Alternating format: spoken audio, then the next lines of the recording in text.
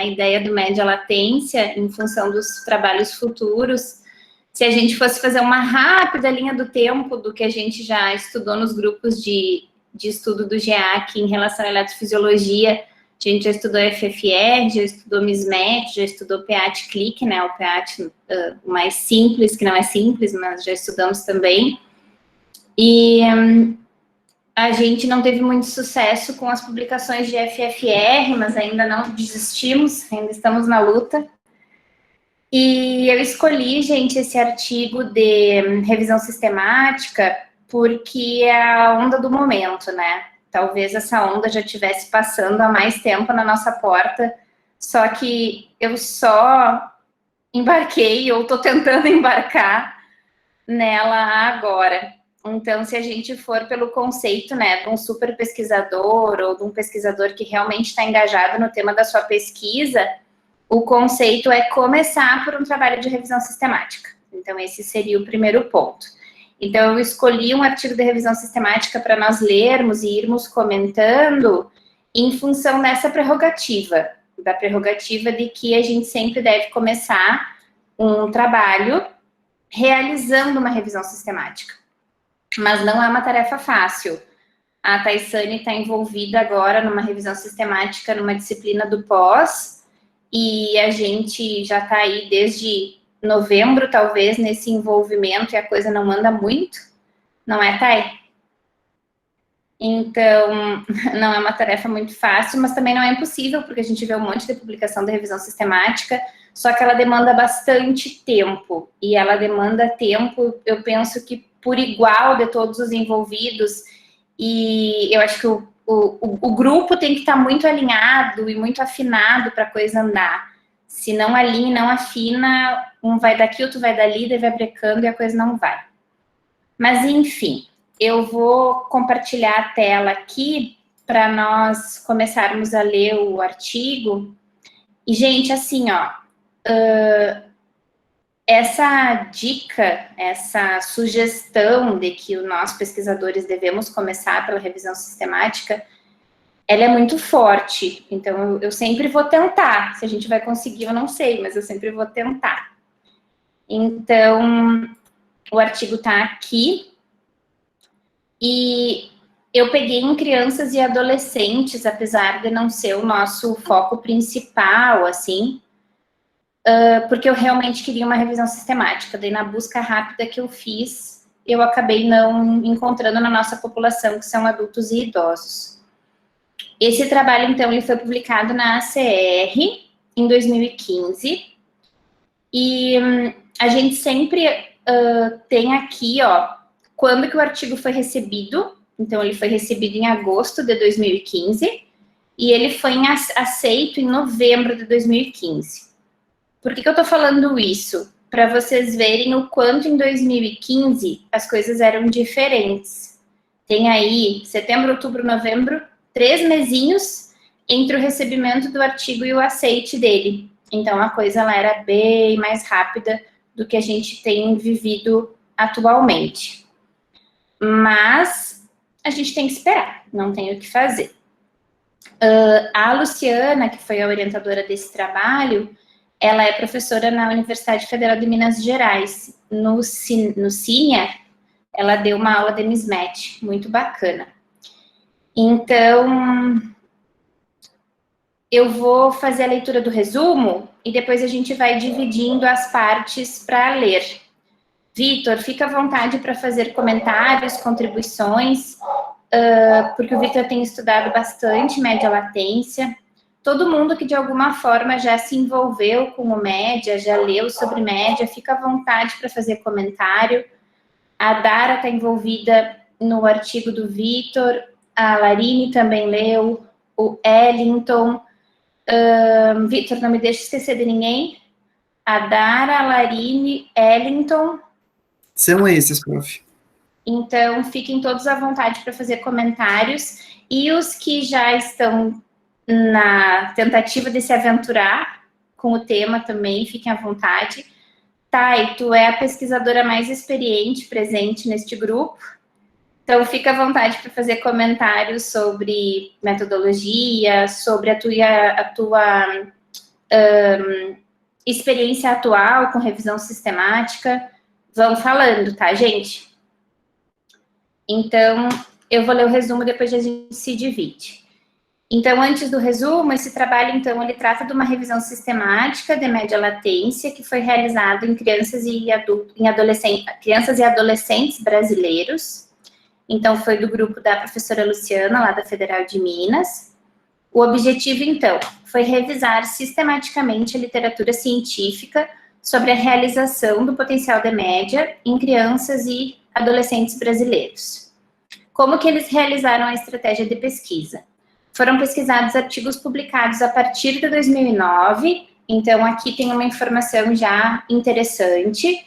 Para quem nunca ouviu falar em revisão sistemática, eu não sei se vocês conversam sobre isso na disciplina de metodologia, na graduação, se passam sobre esse assunto, mas a revisão sistemática, ela tem muitos requisitos a serem preenchidos.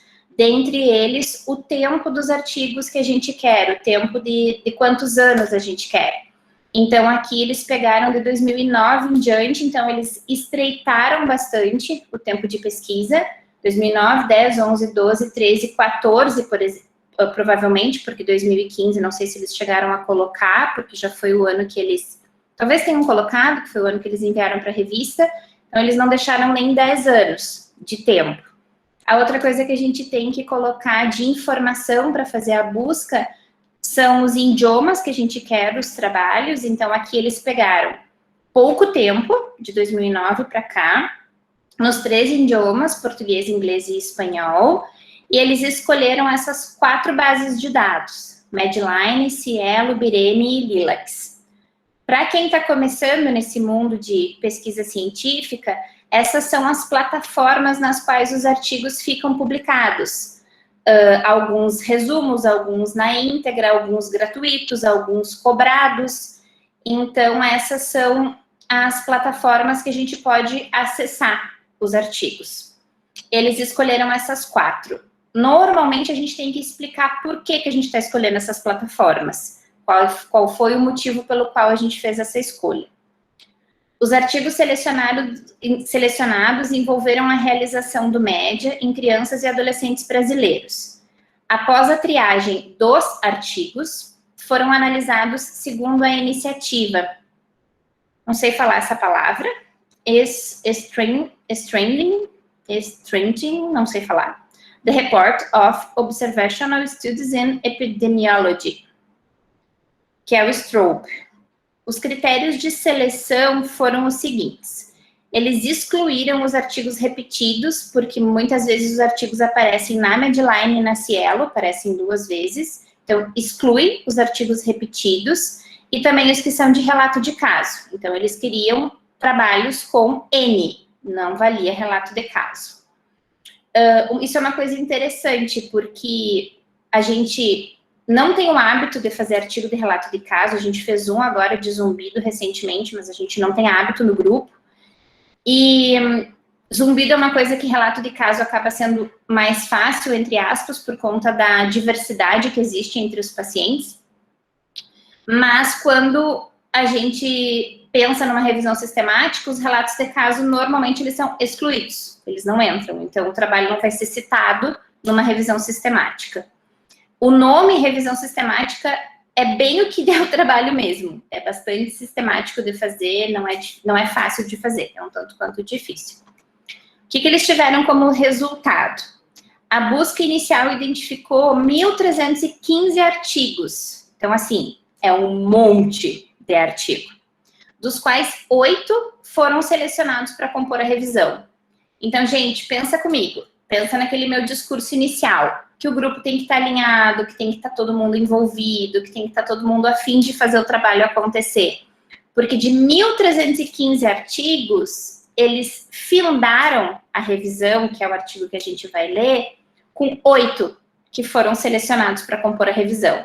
Então, pensa na trabalheira para excluir toda essa galera, de 1.315 chegar em 8. E assim, para chegar em 8, eles utilizaram vários critérios. Verificou-se predomínio de estudos observacionais transversais, Então, observacional transversal é aquele que a gente vê o sujeito naquele momento, porque o longitudinal é aquele que a gente fica acompanhando o paciente. Então, 75% deles foram transversais, com estimulação do tipo clique. Então, o som, o estímulo do teste foi clique, não foi estímulo verbal, que é o que o Vitor tem estudado, com velocidade de 11 segundos, então todo mundo usou a mesma velocidade, intensidade de 70 dB do estímulo, então não foi todo mundo que usou essa intensidade, foram só 88% dos estudos, desses 8. Desses 1.300, nos 8, 70 dB foi a intensidade, passa alto de 10 Hz, passa baixo de 200 Hz, e a montagem dos eletrodos C3 e C4, A1 e A2, FPZ neutro. Então, essa montagem de eletrodo do MED, ela é completamente diferente do que a gente está acostumado no clique, no FFR, no mismatch, no potencial de longa, que são potenciais que a gente já estudou no GEAC. Então, A1, A2, C3, C4, e o FPZ é aqui. Depois de 2 dedos aqui da inserção do cabelo, FPZ. Amplitude NA-PA, que são 2 ondas do potencial de média, que são as mais importantes, como principal parâmetro de comparação e normalidade. Então, o importante foi visto como sendo a amplitude de NA-PA.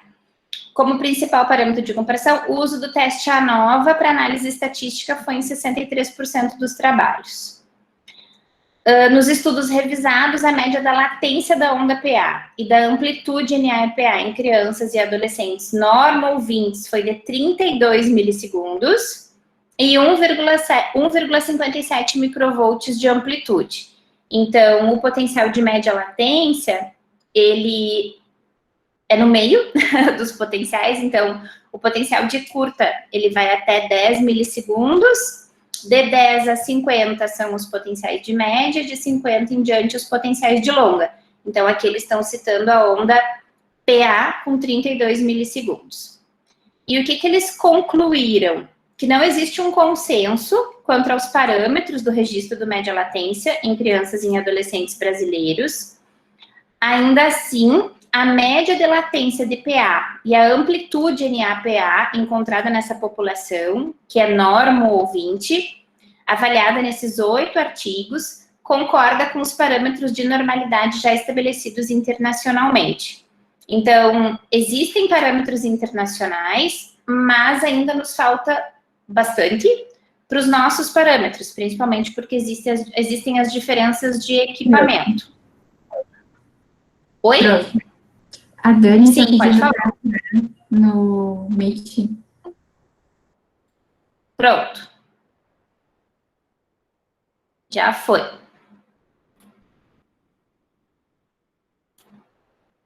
Ah, tá, e colocou aqui no chat, eles não falaram em equipamento. Não, não.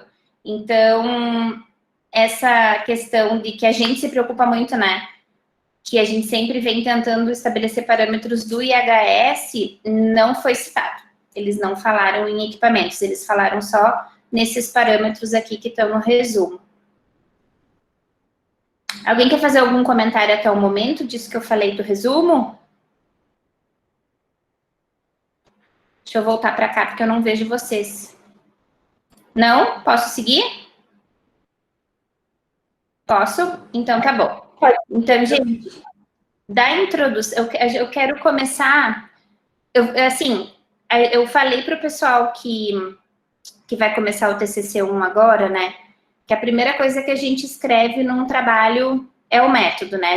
Claro, né? A gente tem um objetivo, e em cima desse objetivo a gente constrói o método para que desse método a gente consiga saber o que a gente tem que revisar na literatura, né? Eu tenho um objetivo, um método, eu vejo o que eu tenho que revisar na literatura, para depois eu pensar na introdução. A introdução, ela sempre acaba ficando por último. Mas aqui na leitura, eu vou fazer a leitura na ordem do trabalho mesmo, para a gente poder ir conversando sobre o tema.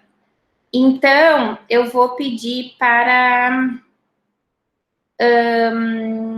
vamos pensar. Cris, Você tá por aí? Quer ler um pedaço da introdução pra gente? Sim, prof. Espera aí que eu vou colocar meu fone só. Tá.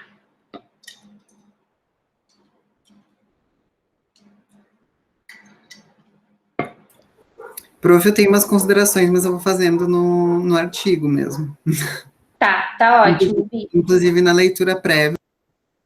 Tá, Pode perfeito. falar quando eu ler também, Vitor, tá? Eu tô com ventilador, se der muito barulho, vocês me avisam também, tá? Não, tá de boa, Cris. Pra mim tá tranquilo. Tá. O PAML é descrito como uma série de ondas positivas e negativas observada por meio de registro eletroencefalográfico, 10 a 80 milissegundos após o estímulo auditivo. Os primeiros registros de respostas de média latência apresentavam uma onda negativa por volta de 20 milissegundos, seguida de um pico positivo por volta de 30 milissegundos, posteriormente denominados DNA e PA. Com o desenvolvimento das técnicas de promediação e registro de sinal bioelétrico, o PML tem revelado grande utilidade na determinação de limiares auditivos eletrofisiológicos, que se assemelham ao limiar auditivo comportamental e na avaliação do funcionamento central da audição. A resposta da média... Pode falar. Deixa eu só interromper um pouquinho para fazer um comentário. Gente, assim, ó, eu não vou entrar no mérito de explicar o média no sentido das ondas, porque eu tô partindo do princípio que todo mundo viu a aula lá do workshop do Vitor e da Viviane, então eu não vou entrar nesse mérito. Se alguém tiver dúvida sobre o potencial, eu sugiro que dê uma olhadinha lá na aula do Work, que ela tá bem explicativa, do Vitor e da Viviane. E o outro comentário que eu quero fazer desse parágrafo, esse artigo foi publicado em 2015. E, assim, é bem incomum, é bem difícil a gente ver o média sendo utilizado para determinação de limiar auditivo. O que está, assim, muito estabelecido na determinação de limiar é o PAT, frequência específica, ainda no formato Tony Burst, mesmo que tenha vindo o chirp, que é um outro estímulo, né, para fazer limiar no PAT, quem ainda é citado, referenciado e fidelizado na literatura para limiar é o PAT, Tony Burst, que é a frequência específica. Quem tem o chirp usa chirp, mas quem não tem usa o estímulo de Tony Burst tradicional, nas frequências de 500 mil, 2 e 4, via aérea e via óssea. Tá? Só para fazer esse comentário. Acho que eu concordo também com isso. Eu até achei bem esquisita essa colocação, porque o que menos o média latência é utilizado desde 1980 é para mensuração de limiar, porque o sono mesmo interfere na aquisição do média latência, diminui muito a amplitude, quase não aparece. Achei bem esquisita a colocação, mas seguimos.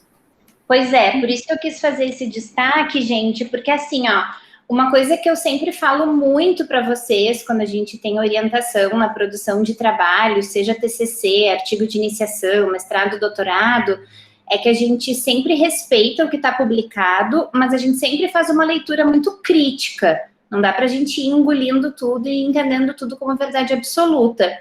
Então, nesse sentido, é o meu comentário para a questão do limiar auditivo para o média. É arriscado isso, falar que tem grande utilidade, porque, como o Vitor acabou de dizer, ele tem outras N utilidades que não foram citadas. Foi citado brevemente ali o funcionamento central da audição, mas para limiar auditivo eu só reforço que a gente continua utilizando o PAT com frequência específica nas 4 frequências via aérea e via óssea. Tá? Pode mais um pouquinho, Cris. Tá bom. A resposta de média latência possui múltiplos sítios geradores na via tálamo-cortical relacionados a habilidades auditivas primárias, discriminação e figura-fundo, e não primárias, atenção, memória e integração sensorial. A onda NA representa atividade neural em nível talâmico e pode ser identificada desde o nascimento. A onda PA é geralmente a mais robusta e reflete a atividade das radiações tálamo-corticais e do córtex auditivo primário. Tá, gente, Cris, eu vou te interrompendo, tá? Tá bom, prof, desculpa. Não, imagina. Talvez eu não interrompa em todos os parágrafos. Gente, vocês se localizaram? A gente está falando de uma região média mesmo, da via auditiva. Então, a gente está lá na região tálamo-cortical. Então, se nós formos pensar de cabeça aberta, né, que eu também falo muito isso para vocês, se a gente for pensar no sujeito, no indivíduo, no paciente, olhando ele de cabeça aberta, cóclea, oitavo par craniano, tronco encefálico, né, que a gente pensa nos núcleos cocleares, complexo olivar superior, leminisco lateral, daí a gente chega no complexo, no corpo reniculado medial e vai subindo até nós chegarmos no córtex auditivo. Então, a gente está falando de uma região bem central mesmo, e vocês percebem que aqui já começa a citação das habilidades auditivas, né? Então, ali já cita discriminação, figura fundo, atenção, memória, a integração sensorial, ela está integrada, não tem como separar do processamento. Então, a primeira coisa que nos remete o média latência é a questão de processamento, tá? Porque a gente já está nessa área mais alta na via tálamo-cortical, tá? Lá no córtex auditivo primário. Pode seguir, Cris. As características do sinal acústico, tipo, velocidade, duração e intensidade, interferem diretamente na morfologia, latência e amplitude das ondas do PME, assim como a presença de artefatos miogênicos. A interpretação de normalidade deve levar em consideração os parâmetros de coleta, o estado de alerta, o relaxamento, além da idade e maturação neural do indivíduo. A maturação do sistema nervoso central também foi relatada como crucial para a presença de normalidade das ondas de média latência. Enquanto a onda em A, gerada por áreas talâmicas, pode ser observada em bebês e lactantes, a onda PA, principal marcador do PAML, só alcança valores próximos aos adultos normo-ouvintes por volta dos 10 anos de idade. Além disso, em crianças e adolescentes, o avanço da idade está diretamente relacionado ao aumento na amplitude e redução da latência nas ondas de NA e PA. Há registros do uso do PAML na população brasileira desde a década de 1980, apesar da crescente importância deste potencial na avaliação funcional e investigação do efeito de intervenção terapêutica sobre a via auditiva central. Não há consenso quanto aos protocolos de aquisição e interpretação das respostas em crianças e adolescentes brasileiros. Tá ótimo, Cris. Gente, pensando na introdução, no que a introdução precisa dizer para a gente. Vocês ficaram satisfeitos? Vocês conseguem saber o que vem por aí depois dessa introdução? Porque a introdução ela tem que dar o recado, né? Vai ser falado disso, disso, disso e disso. Vocês conseguem se alinhar com o tema que está por vir?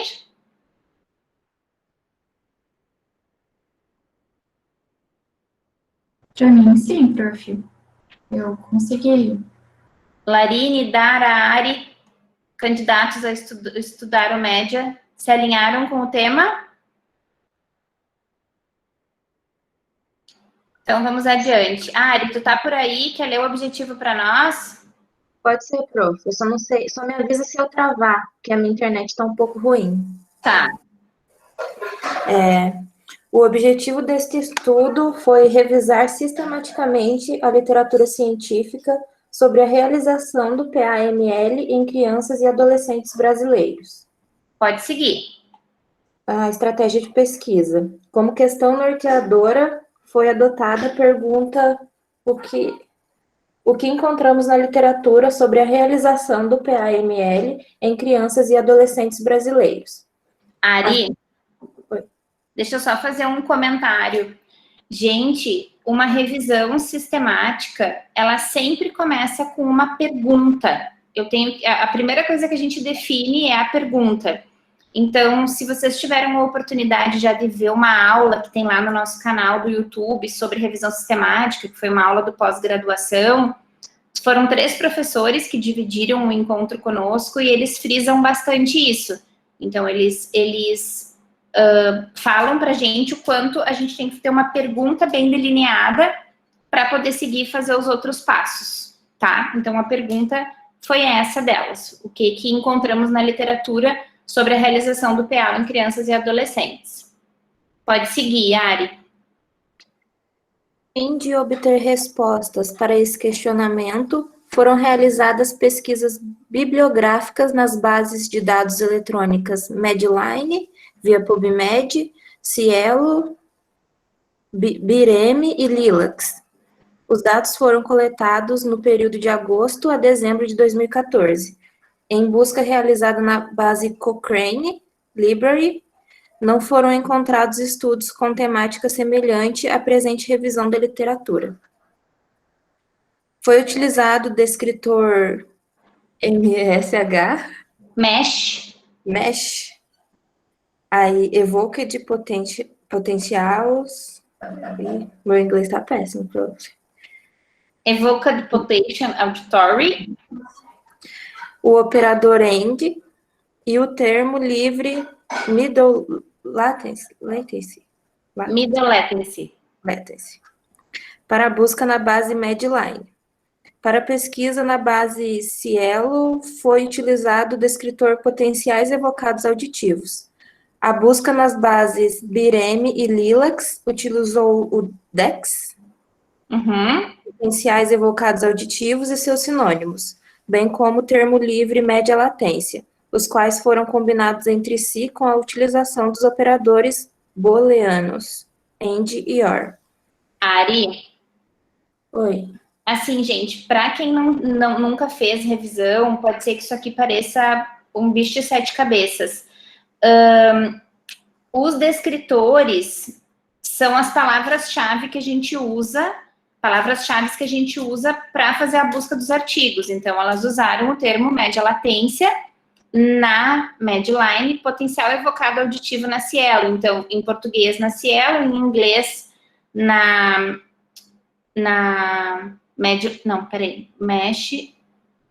Medline foi Middle Latency e potencial evocado auditivo na Cielo. Então, elas foram trocando o descritor de acordo com a base de dados, e essa coisa via portal BVS, o que é o DEX, descritor em ciência da saúde, isso cabe um encontro nosso só para falar sobre isso.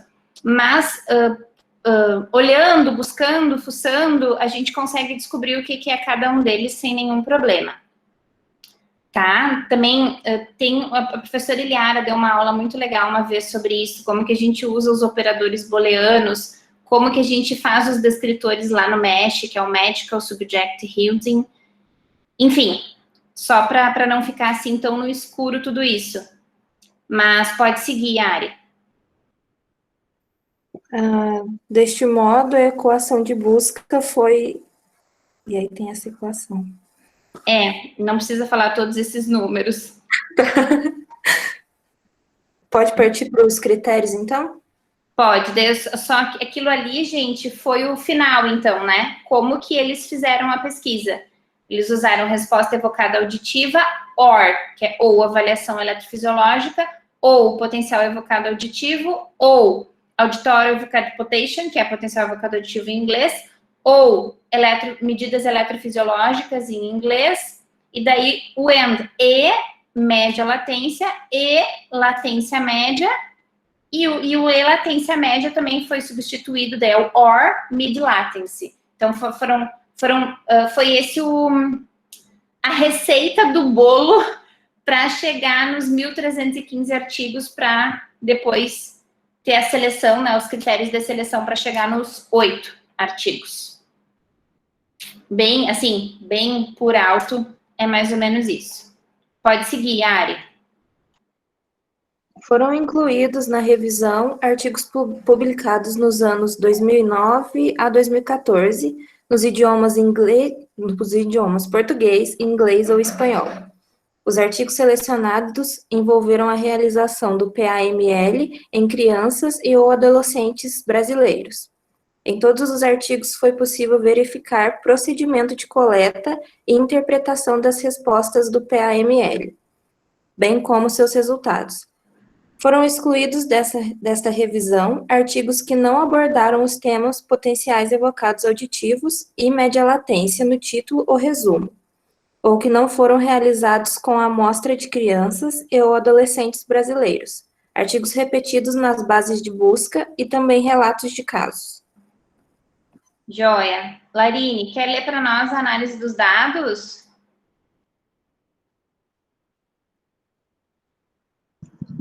Posso ler sim, prof. Estão me escutando bem? Sim. Após filtragem por ano e idioma de publicação, todos os títulos e resumos dos artigos encontrados foram avaliados pelas pesquisadoras. Depois da fase de triagem, os artigos que se enquadraram nos critérios de seleção preestabelecidos foram lidos na íntegra. A seção de referências bibliográficas dos artigos selecionados também foi avaliada, a fim de identificar trabalhos que atendessem aos critérios de inclusão nessa pesquisa e que, por algum motivo, não tivessem aparecido na busca. Para análise dos artigos selecionados, foi aplicado o protocolo baseado no checklist, não sei se é assim que se pronuncia, uma iniciativa internacional que engloba recomendações para melhorar a qualidade da descrição dos observacionais. Todos os artigos selecionados apresentaram no resumo e o texto as informações sobre desempenho do estudo, critérios de elegibilidade, número de participantes, geral e por grupos, dados descritivos, sexo, idade e condições clínicas, método de aquisição da resposta e apresentação dos resultados do PAO, eu não sei, PAO, não sei pronunciar, na população estudada por não tem como, não é igual o PAO, que a gente fala PAO, né? É PAM. Isso. Na população estudada, por meio de dados quantitativos e comparação estatística, após análise, segundo a iniciativa STROB, foram selecionados 8 artigos que atenderam aos critérios de inclusão para essa revisão sistemática. Joia. Pode começar a ler os resultados para nós, Larine. Como resultado da busca inicial, foram identificados 1.315 artigos, dos quais 8 atendiam aos critérios de inclusão e foram considerados relevantes para a amostra desse estudo. O processo de busca e seleção dos artigos presentes nessa revisão está esquematizado na figura 1. Em 50% dos artigos revisados, o PAML foi o tema principal do estudo. Ao todo, 600 indivíduos com idades variando entre 5 e 20 anos, média de idade de 12 anos, foram incluídos nos 8 estudos selecionados para análise. Todos os estudos contemplaram amostras representativas dos sexos masculino e feminino. As principais características dos estudos incluídos, como autores, ano de publicação, métodos, casuística, faixa etária dos participantes e resultados, foram organizados na tabela 1. Os parâmetros de coleta e interpretação do PAML foram descritos em todos os estudos avaliados, quadro 1 e quadro 2. O prof vai mostrar agora. Então, vamos lá. A questão norteadora está aqui. O que encontramos na literatura sobre o média em crianças, aqui acho que foi uma digitação, né? Sobre o média em crianças e adolescentes brasileiros. Então, aqui é o total de trabalhos, elas descrevem as bases. Análise de título e resumo, 184 trabalhos nessas bases. Análise do artigo na íntegra, então, foram só 9. Aqui, publicação dos últimos 5 anos, com mais de 5 anos, né? Foram 1.131. Foram excluídos 4, então, porque não referiam o média, não, 4 por idioma, que não referiam o média 81, e porque não eram na população estudada 83 e 7 estavam repetidos. Então, desses 8 que foram lidos na íntegra, ele foi excluído porque o nível de evidência não era o que eles queriam, né? Porque provavelmente esse aqui era o de relato de caso. Então, ficaram 4 do PubMed, 3 da Lilacs e 1 do Cielo. Daí, eles normalmente fazem, nesses artigos de revisão, uma tabelinha assim. E uma tabelinha assim, ela tem sido cada vez mais muito bem vista nas revisões de literatura, de dissertação, de tese de doutorado. Recentemente, eu fui banca de uma tese de doutorado da Unifesp, que trazia uma tabela assim dos principais estudos do tema, que foi sobre neurofibromatose, o trabalho, e ela estudou treinamento auditivo na neurofibromatose e N outras coisas, estudou potencial evocado também. Mas essas tabelas, elas são muito bem vistas, então, na revisão. E aqui, o que eles trouxeram, né? O autor do trabalho, qual foi o tipo de delineamento, a casuística, que é a quantidade de pessoas, o N, que tinha a amostra do trabalho, a idade e os resultados. Então, eu não vou entrar no mérito da gente ler a tabela, depois vocês podem olhar com carinho, mas percebam, ó, 150, 40, 41, 52, 155, 40, 41, 52, 155, 50, 60, 47. Então, nenhum estudo foi com um N baixo. Os N estão de médio para mais, né? Porque o N baixo é menor do que 30, de 30 a 100 é o N médio, mais que 100 é um N considerável, é um N bom, um número de sujeitos bom para pesquisa. Então, não são Ns muito baixos. Prof. Pode falar. Eu não sei como é que vocês estão fazendo ali no FSM, eles não descreveram aqui no estudo também, mas eu acredito que, eu não lembro se naquela aula também, que faz tempo que eu vi daquela aula de revisão sistemática com meta-análise, mas a revisão ela é feita geralmente por 2 pessoas, né? Uhum. Pesquisadores. Tá, e o método que vocês fazem para esse tipo de revisão, vocês usam o Excel, e aí os dois pesquisadores, no caso, eles são cegos, e aí eles leem o artigo e fazem considerações no Excel. Isso? A gente está fazendo um pouquinho diferente. Nós não estamos fazendo em 2, né? Nós estamos fazendo em 3. Então, são 3 pesquisadores. E eu seria a juíza, a que faria a análise do resultado da busca desses 3 pesquisadores. Mas, sim, usa o Excel, faz a busca dos artigos. Não dá para dizer que a busca está cega, né, Thay? Eu acho que... Vou deixar a Thay falar um pouquinho, porque a Thay é uma das pesquisadoras, mas eu acho que não dá para dizer que a busca é cega, porque as meninas estão se falando muito em função das dúvidas que vão surgindo. Vocês estão me ouvindo?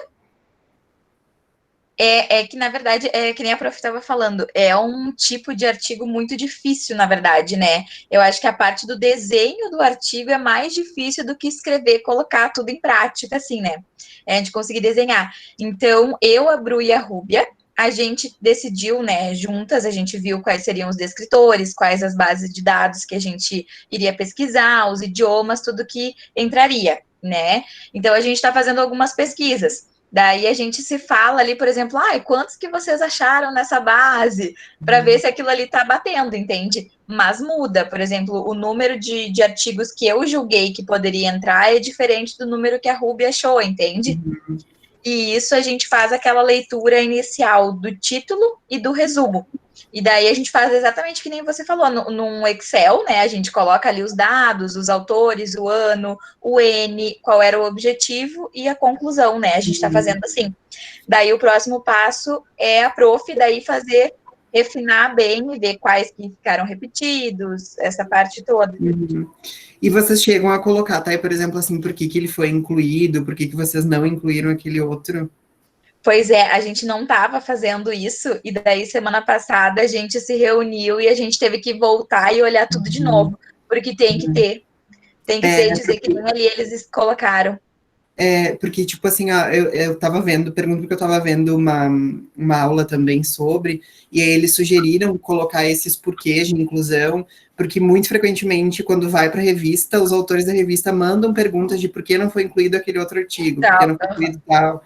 E aí, para não precisar fazer toda uma pesquisa de novo, tu já tem lá na tua base de dados a justificativa. Isso, Uhum.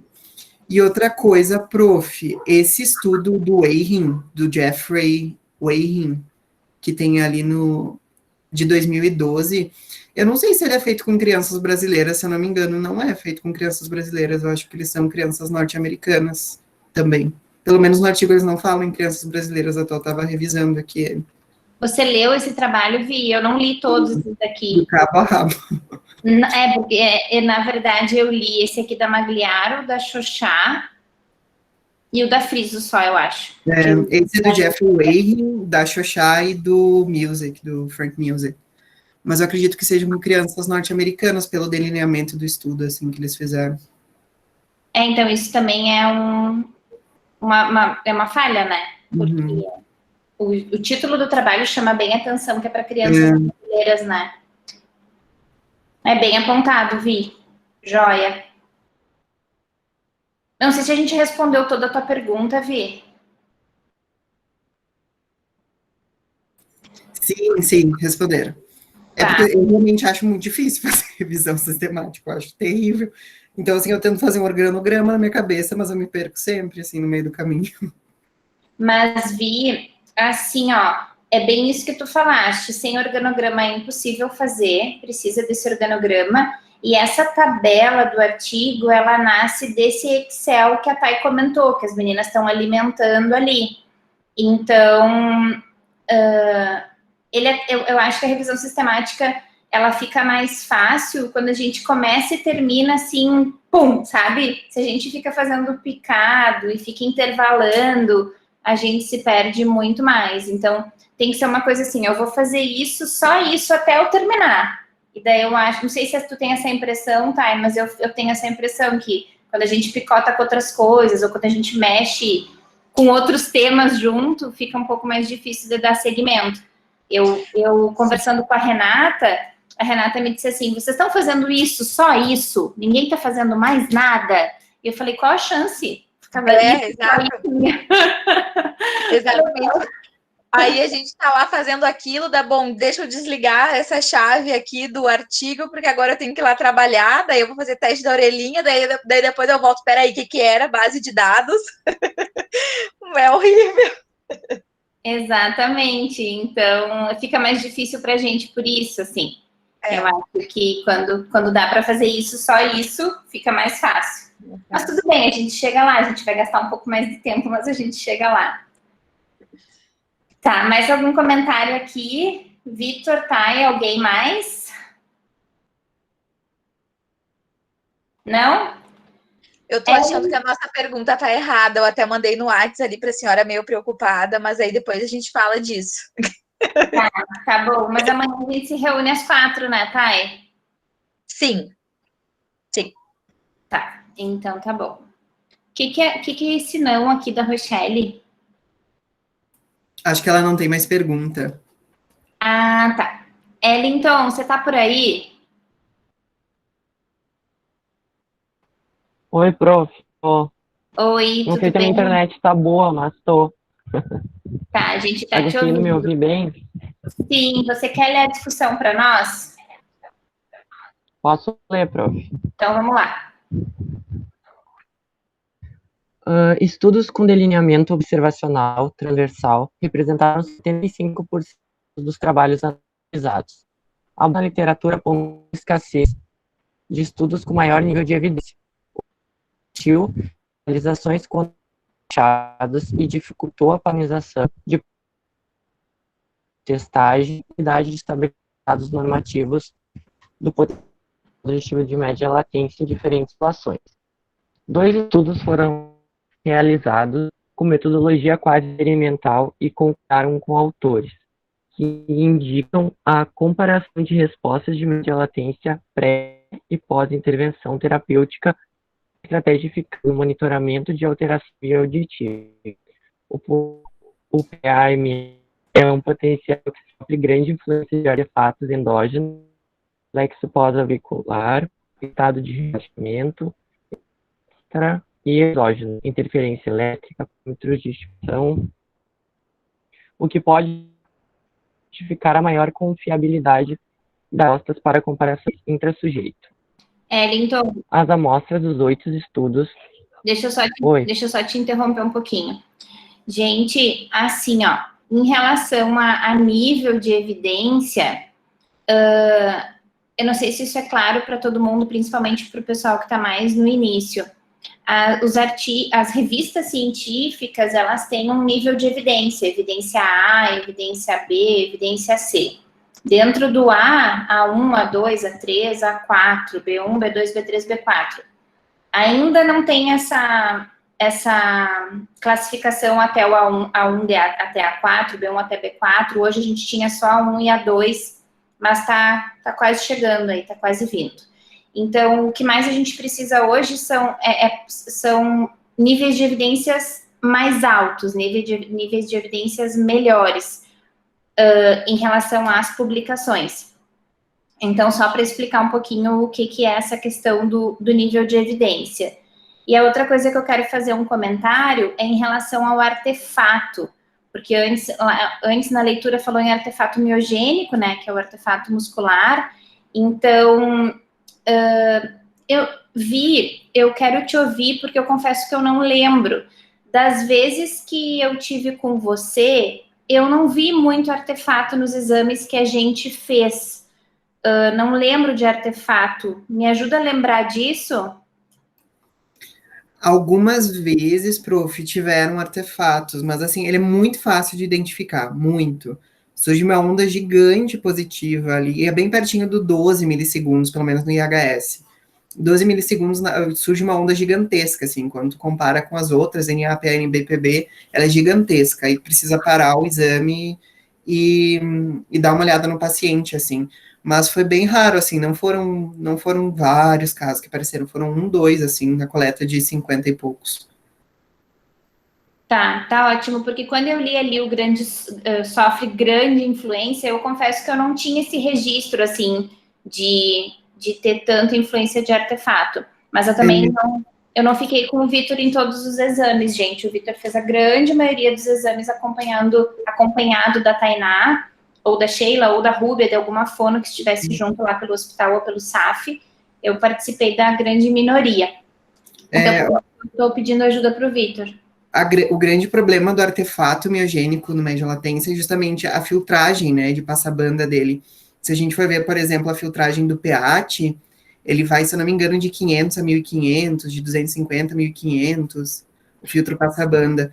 O média vai de 10 Hz a 250, a maioria dos estudos aqui.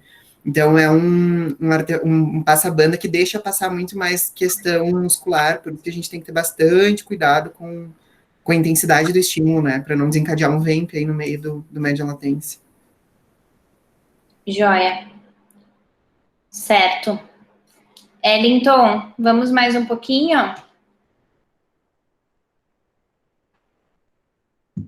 As amostras dos 8 estudados contaram com 36 indivíduos com distúrbio psiquiátrico do espectro autista, 30 com transtorno do processamento auditivo, 25 com dificuldade de aprendizagem, 25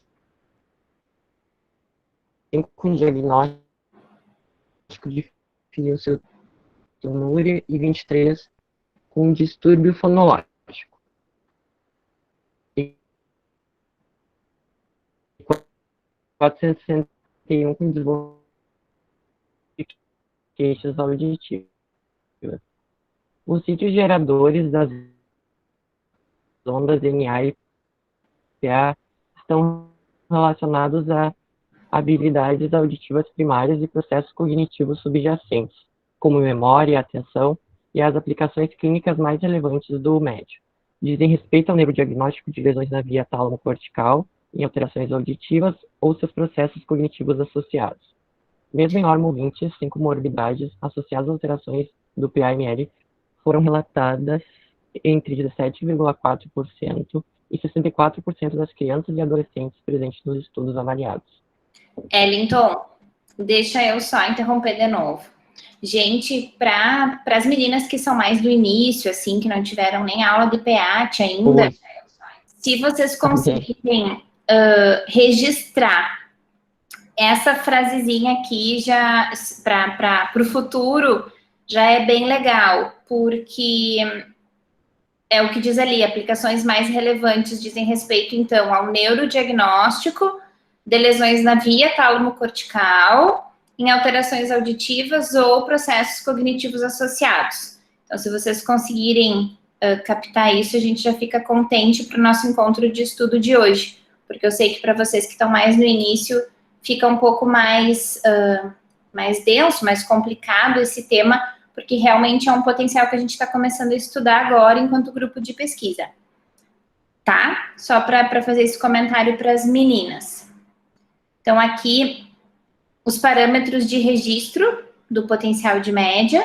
Então, os mesmos estudos citados, né, ali em cima, logicamente, são os que estão aqui. Se a gente tiver a oportunidade, um dia a gente conversa melhor sobre essa questão de rate, de ganho, de janela, de filtro, porque isso aqui são coisas bem específicas, assim, que são interessantes da gente saber quando a gente estuda eletrofisiologia da audição. Então, eu não vou entrar no mérito hoje pela questão de tempo, não é o nosso objetivo. O que eu queria hoje era a gente falar um pouquinho de média latência, junto com essa questão do que é uma revisão sistemática, como se faz, o que a gente encontra de resultado, tá? E aqui nesse outro quadro tem os parâmetros de interpretação e os valores normativos do média para esses indivíduos normais ou controle. Então, elas trazem aqui os estudos, né, com a interpretação que foi feita, latência, amplitude NA e PA, e qual foi o teste estatístico que foi utilizado.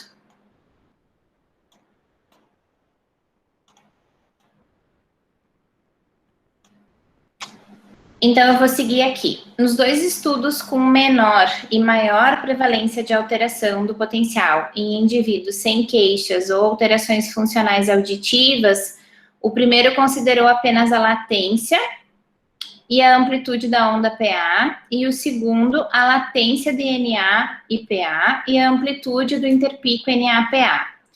Quando a gente vai estudar e ler sobre média latência, as 4 ondas são NA, PA, NB-PB, mas as mais importantes, né, que é assim que são citadas, são as ondas NA, PA. Dani, tu tá por aí?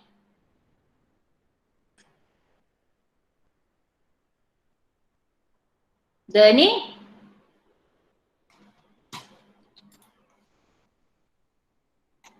Acho que a Dani não tá aqui, não. Eu acho que ela entrou e saiu, talvez, ou tá ocupada. Não, acho que a Dani entrou e saiu. Cadê? Dara, tu tá aí? Oi, sim. Quer seguir para nós aqui, então? Os estudos apontam... Sim, vocês estão me ouvindo? Sim. Tá. Estudos apontam a amplitude NA-PA como o parâmetro mais sensível às alterações do potencial de média, por meio da análise dos efeitos orelha e eletrodo. Portanto, a discrepância entre os dados de prevalência pode ser justificada por uma diferença nos critérios de interpretação dos resultados de cada estudo. A variação entre os critérios de interpretação nas respostas do potencial de média é um dos principais dificultadores para a validação de dados normativos e estudos com maior nível de evidência na área. A presença de resultados alterados na ausência de queixas ou alterações funcionais da audição aponta baixa sensibilidade e especificidade do potencial e alerta para a importância da interpretação criteriosa, principalmente intersujeitos. Dara, deixa eu só fazer um comentário aqui. Gente, essa questão do efeito orelha e do efeito eletrodo é o ponto-chave, assim, dentre outras coisas que a gente precisa entender do potencial, efeito orelha e efeito eletrodo são super importantes. De novo, eu vou mencionar a aula do nosso workshop, que está bem bonita lá, gravadinha, para quem quiser voltar e olhar. E isso aqui, gente, ó, esse parágrafo que fala que a presença de resultado alterado em pessoas normais, fala que ele tem baixa sensibilidade e especificidade, foi a frase que eu sempre ouvi sobre o média e que me fez talvez nunca ter estudado ele. E daí foi uma das primeiras coisas que eu falei para o Vitor, né? Eu falei, Vitor, mas o que mais falam é que o média está alterado em todo mundo. E não foi o que a gente encontrou, né? Na nossa rápida experiência, que foram 52 sujeitos, o Vitor acabou de falar, 52, né? Não foi isso que a gente viu, mas isso aqui é uma coisa que a gente lê bastante. Então, dentro daquela fala que eu fiz antes, né, que nós temos que fazer uma leitura crítica, não aceitar tudo, isso aqui é uma coisa que a gente já consegue, eu acho que dá para dizer que a gente consegue discordar, né, Vitor? Ou eu sou muito precipitada em dizer que a gente já consegue discordar? Não, dá sim, dá super. O problema, assim, é justamente essa variabilidade em termos de análise do média-latência, né? Hoje em dia eu consigo enxergar, assim, duas formas de analisar o média-latência com dois intuitos. Se tu quer, por exemplo, assim, fazer uma sequência de análise da via auditiva, curta, média e longa latência, tu pode só fazer uma análise, por exemplo, do eletrodo A2, C3 e A1, C4, da via auditiva cruzada. Não precisa fazer análise de efeito orelha e efeito eletrodo. Mas se quer analisar realmente a função, aí se faz análise de efeito orelha e eletrodo. O problema é que, por exemplo, assim, ó, quando se faz uma análise de processamento auditivo, por exemplo, muita gente encontra, por exemplo, num sujeito normal, uma alteração de amplitude, uma alteração de latência, mas a gente precisa ver o que é essa alteração, como que ela é relatada e em que sujeito que isso aparece, porque é muito subjetivo eu dizer isso, né? Enfim, a gente vê alteração de longa latência também em sujeitos típicos frequentemente, não é uma coisa muito rara de se achar. Então, o sujeito que não tem queixa nenhuma de memória, por exemplo, tem um T3, por exemplo, alterado, o que teoricamente estaria avaliando a atuação, né, de memória auditiva. Então, assim, não é um parâmetro muito importante da gente ficar batendo em cima, sabe? Eu acho que a gente tem bastante estudo dos últimos anos, e estudos bem referenciados em revistas em grandes pesquisadores, tipo Frank Music, aí publicando e dizendo que, ao contrário. Então, acho que dá pra gente discordar, sim. Joia, esse comentário do Vitor, e muito bem lembrado essa questão do potencial de longa, porque isso foi uma das coisas que a gente se debateu muito na dissertação da Tainá. Não sei se tu lembra, Vitor, eu comentei isso contigo, porque eu comecei a me dar um faniquito, um monte de longa latência alterada no trabalho da Tainá, e são sujeitos típicos, enfim. Então, assim, não é uma prerrogativa do média aparecer alteração no típico, e não dá para engolir isso como verdade absoluta, e por esse motivo dizer que a gente não vai estudar o potencial, que hoje eu acredito bem mais nele já, mesmo tendo estudado pouco, acredito bem mais. Então, tá. Então, eu queria fazer esse comentário sobre essa questão dessa frase aqui. Então, pode seguir para nós, Dara. Nos estudos revisados, a idade dos participantes variou de 5 a 20 anos, com média de 12 anos. Os sítios geradores do potencial de média, especialmente dos picos PA e PB, estão em desenvolvimento até o final da adolescência, e a resposta de média latência pode estar ausente em 35% a 50% dos indivíduos com menos de 10 anos de idade. Até por volta dos 14 anos, os valores de latência e amplitude podem não ter atingido valores encontrados em adultos normais. Portanto, a idade e, consequentemente, a maturação da via auditiva central é fator relevante para a análise da resposta de média latência, principalmente na comparação intersujeitos, e deve ser considerada na interpretação da normalidade dos resultados. Gente, desse parágrafo aqui, como a nossa população de estudo no GA, que são adultos e idosos, nós já teríamos o potencial pronto e maturado. A gente até pensou em fazer alguma coisa com crianças nesses nossos pensamentos altos sobre os TCCs que estão por vir. A gente pensou em estudar a população que a gente tem no SAF, né, em terapia, mas daí nós pensamos em estudar o pré e pós. Então, daí nós estamos fazendo uma análise intra-sujeito. Então, tudo bem, eu não vou comparar a Michele com a Maria. Eu vou comparar a Michele com a Michele. Então, tudo certinho. Mas para quem um dia for estudar a população infantil, tem que tomar conta desses dados aqui sobre a questão maturacional. E, logicamente, nos idosos entra a questão do declínio, né? Então, a gente trabalha com o platô, que são os adultos, e depois o declínio com os nossos idosos. Prof, eu acho que cabe uma consideração também. Quando ele fala ali em ausência, é muito assim, nos estudos que eu tenho lido dos últimos 5 anos, eu não vejo assim, esse dado, assim, eu não vejo muito frequentemente, a ausência de média latência, porque ao meu ver, a ausência de média latência é a ausência dos 4 componentes do média latência. Não vejo isso, inclusive, é muito difícil ter ausência de um componente do média latência, muito difícil mesmo. Assim. Quando dá ausente, é que realmente a coisa está muito ruim.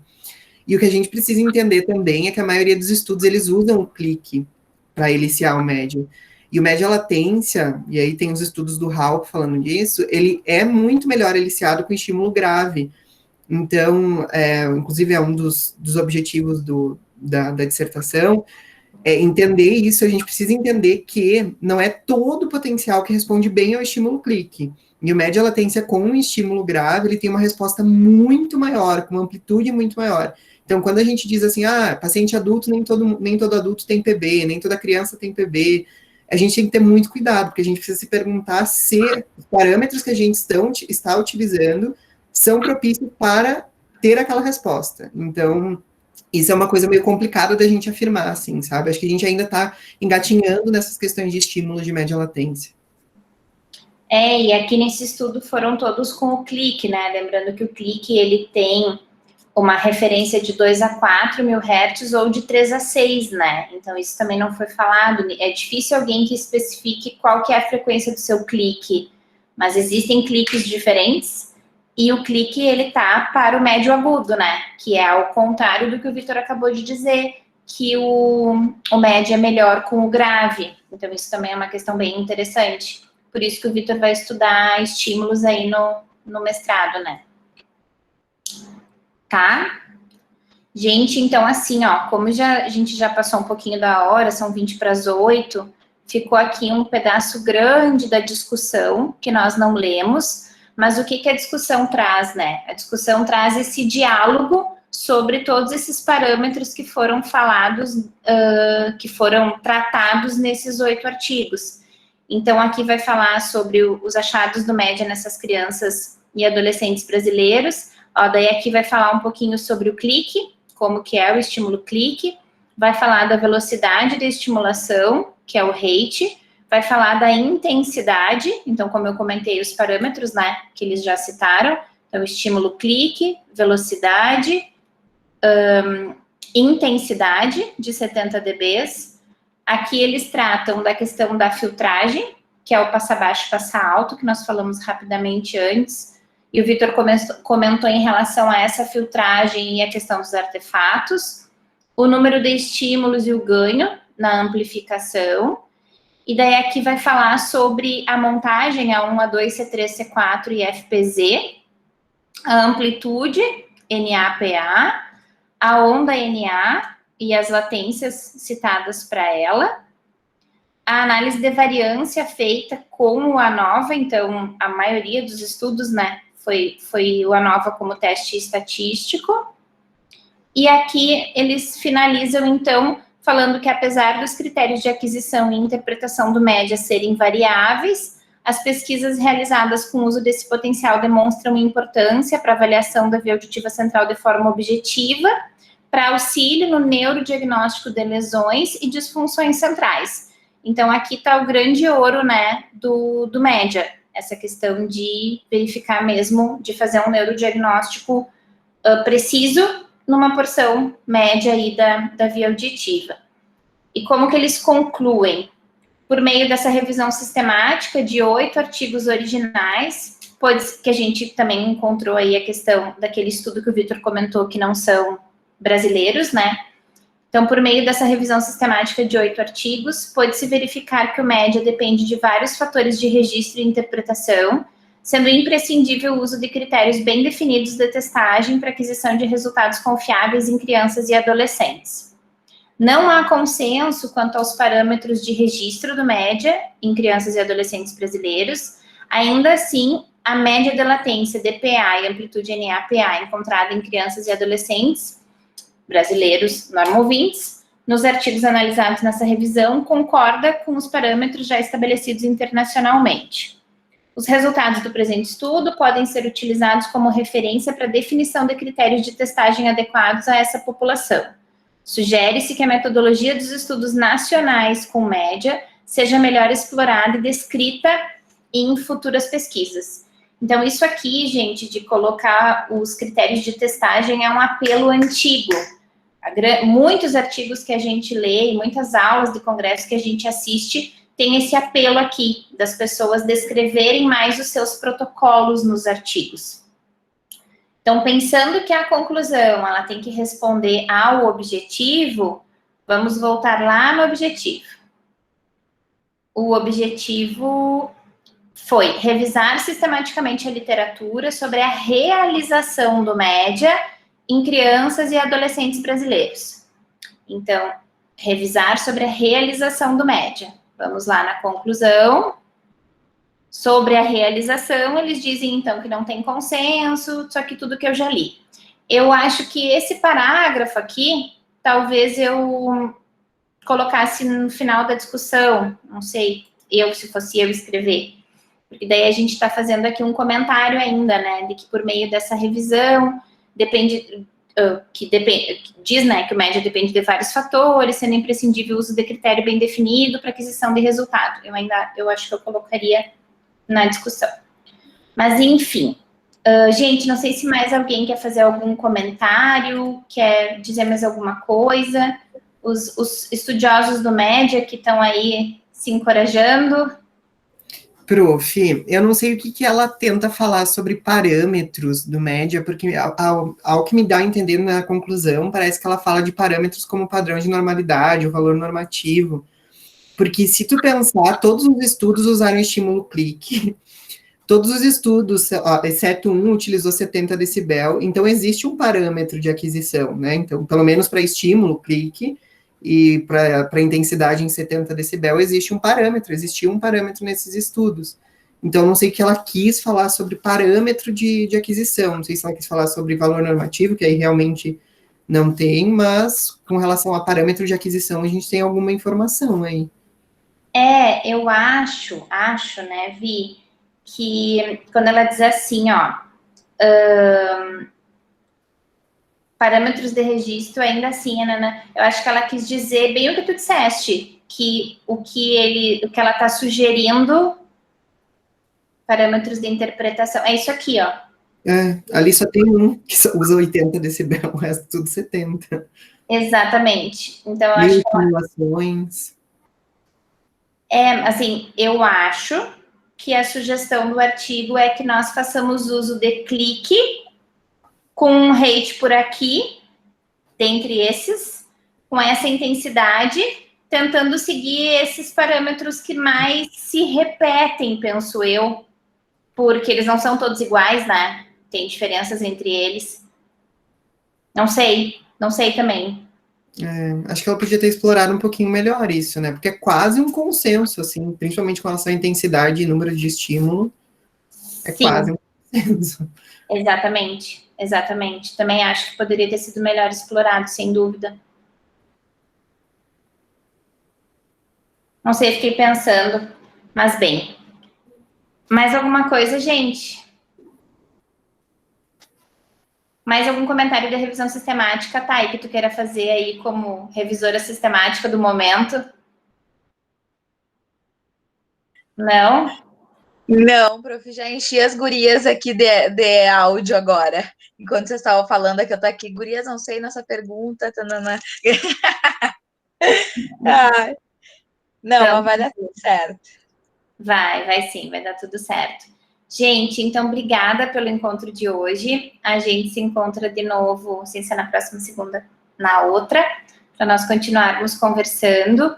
e depois a gente define o que a gente vai estudar na próximo encontro. Eu tenho algumas ideias, mas eu compartilho com vocês para a gente decidir lá no grupo, tá?